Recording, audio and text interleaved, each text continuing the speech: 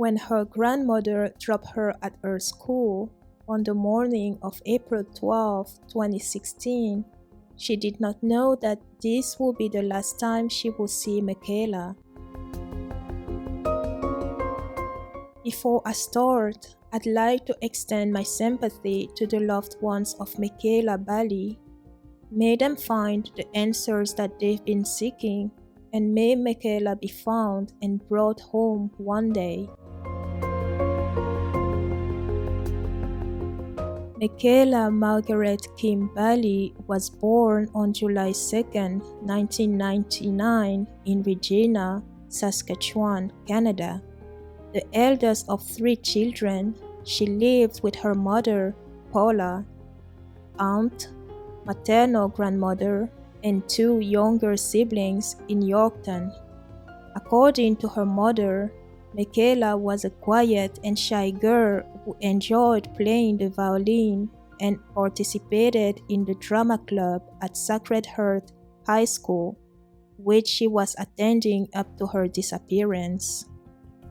Her friends described her as quiet yet popular and caring. Mekayla also used phone apps such as Instagram and Snapchat to communicate with people that she will meet online. It is also believed that she may have used the app Kik Messenger, or Kik as it is popularly known as. The problem with this last one is that it has the reputation to give predators direct line access to children.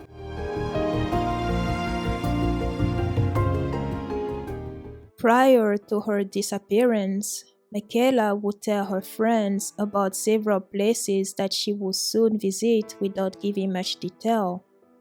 On April 11th, the day before she went missing, she sent a text to a friend asking for a ride the following morning to the local TD Bank where she said to have $5,000. She would then end up wiring $25 into her account that same evening. The following day at 6:41 a.m., Mekayla would text her friend again asking for a ride to the bank. Her friend would decline, telling her that the bank opens later in the morning. Later that morning, Mekayla's grandmother drops her at Sacred Heart High School. Shortly after, when class started, Mekayla was absent. After classes, her grandmother would come pick her up, but Mekayla was not there. She would also miss her music lesson later that day. At 8 p.m., Mekayla's mother, Paula, reports her missing and the search for Mekayla Bali starts.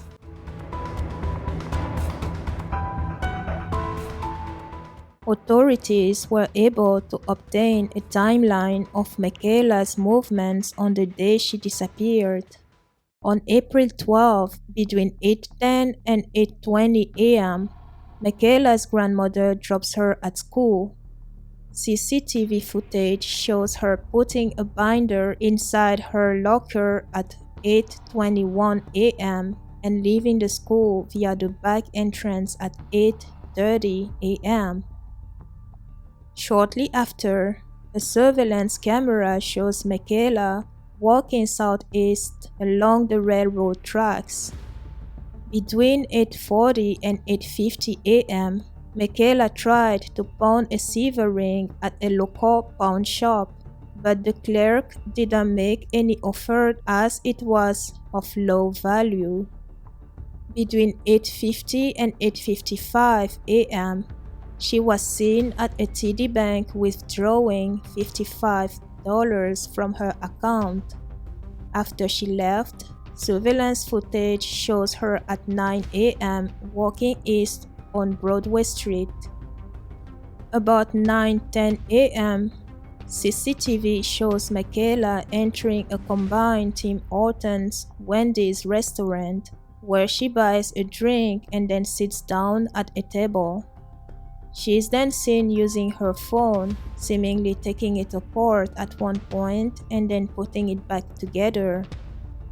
Around 9:30 a.m., she leaves while still being on the phone and returns about 20 minutes later and sits down at another table and facing the entrance.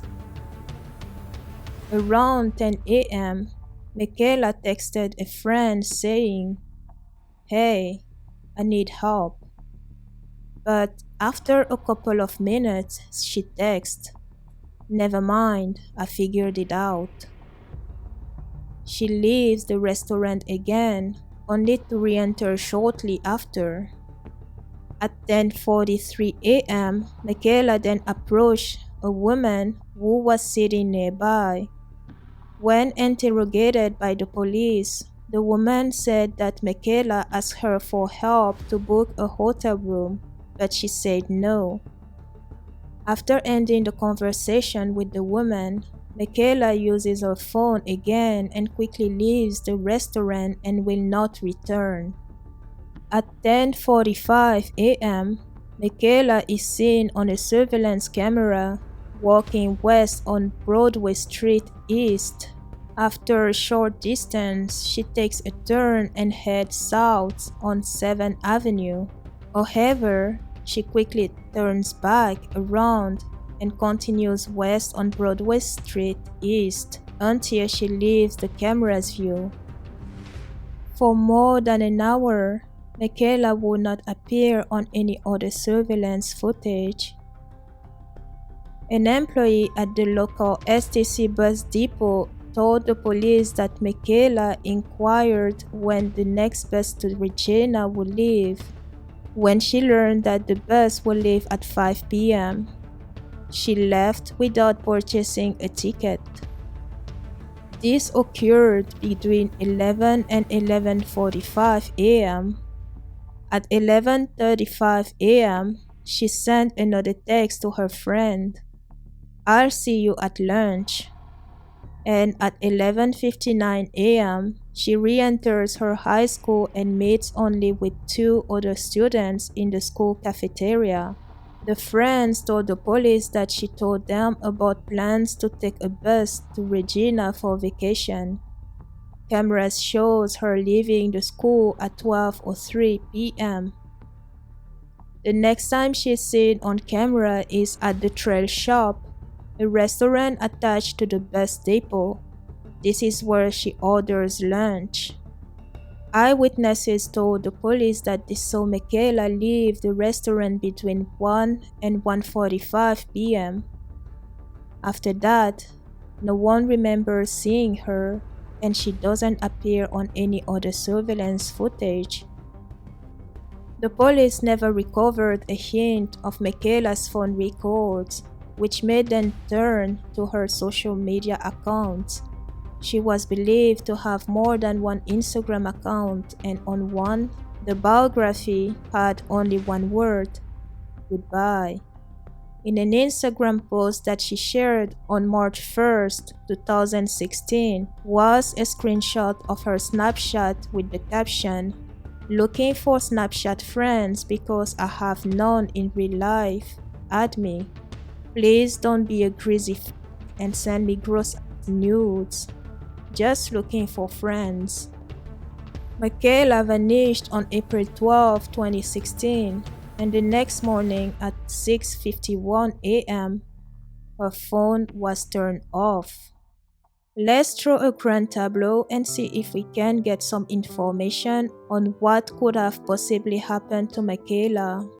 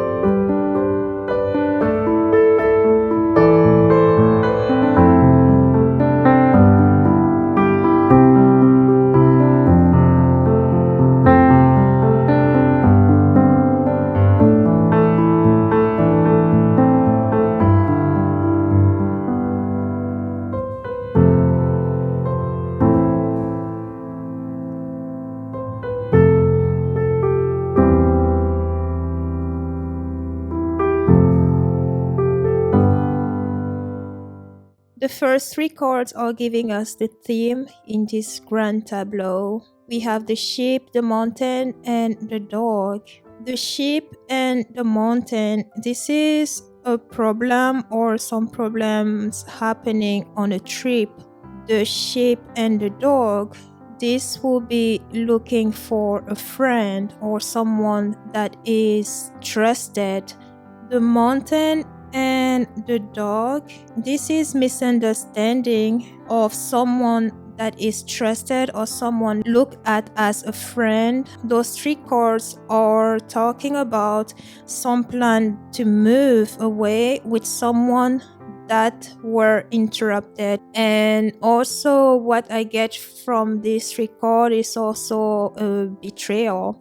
Now the energy here are given by the extremity cards, the tree, the sheep, the cross, and the side. The corner cards tell me that Mekayla was set up.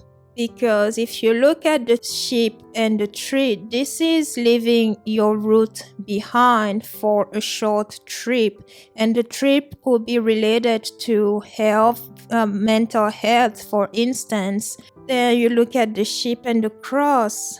This is an abrupt change of plan. The cross and the side, this is a great danger. And we are talking about the trip, the sheep and the cross. These are things not happening as expected during a trip. In this grand tableau, this will be the card that will represent Mekayla. But before I start talking about her, I would like to focus on this gentleman here, because ever since I flipped the cards to reveal them, this gentleman got my attention. So let's talk about him before we talk about Mekayla. This gentleman, he fell on the house of the fox. This is someone who is mischievous. This is a crook. And this is also someone that Mekayla met online. And the reason I say that is because of the presence of the star really close to the man. This is a grown man who passed himself as someone younger, with the child here on top of him. He passed himself to be younger, to appeal to Mekayla and gain her trust more. The star fell in the house of the house. This tells me that, okay, they met online and they had set to meet in a public place. Possibly from the CCTV footage that we saw, this is the person that Mekayla was waiting for. The mice here fell in the house of the child. This is innocence being taken away. Stolen innocence. Looking at these three cards, these are selfish motives put in motion by this person. And the mice next to this person, this is insincere person. So not only he is a crook, but he is also not to be trusted. Next, we look at this second line. This person has a way to put himself out there and online that helps him get what he wants or even who he wants. Moving on to the third line, we have the fish that fell on the house of the cloud. We're now talking about a shady business here. And the fish with the key, this shady business is successful and lucrative. Below we have the ring. This is literally a ring. And then if I look at the child that is knighting with the ring, the child not only knights to the ring, but it's also very close to the fish. This business includes children. Here we're talking about children performing adult acts with adults. This guy is very sick because this is someone who feels like, or at least he managed to convince himself that his praise love him, and his praise here are children, minors. So he convinced himself somehow that those children love him, and that's why he deserves, or at least feels entitled to their innocence and them as a whole. Now I'm talking about this box connecting the man to the lady. We can say that while he's chasing her, she is trying to run away from him. But with the women and the anchor here, this is someone who feels trapped or is actually trapped. I also want to say that the lady here, the card, fell on the house of the coffin. I don't quite like that, but also seeing the coffin here and so far from the women, I want to believe that Mekayla may still be alive today. But anyways, if I take the coffin where she fell onto, and together the cord and the house it fell onto, this is someone who's possibly depressed or anxious or both, but slowly decaying with the cross right next to her. This is someone who is broken. Looking at the bear right next to Mekayla here, this bear is someone manipulative, but this is also someone that Mekayla may be working for. Then when you look from Mekayla and goes down the card itself, the woman card is knighting to the bouquet. This is she being offered into this ring.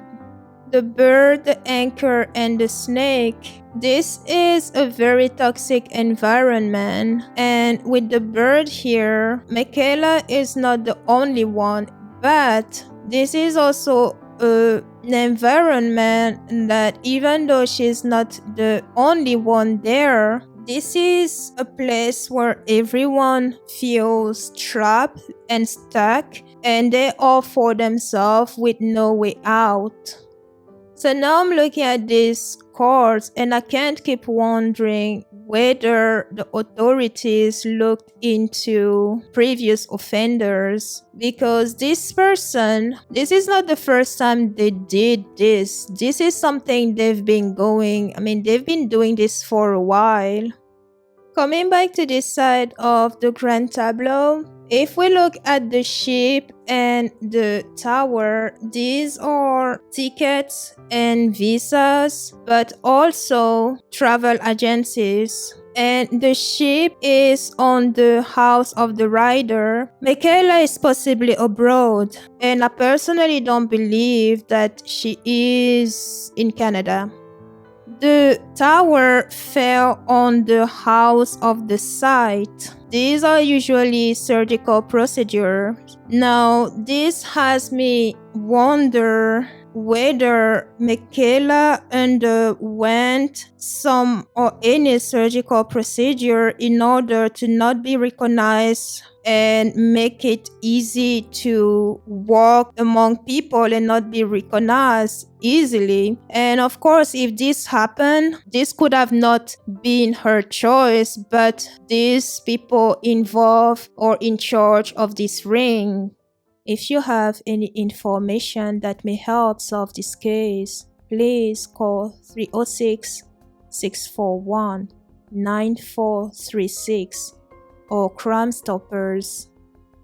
Mekayla's family also created a page on Facebook as well as Instagram and Twitter accounts for the cause in hopes to bring Mekayla home. Please reach out. If you see something, say something.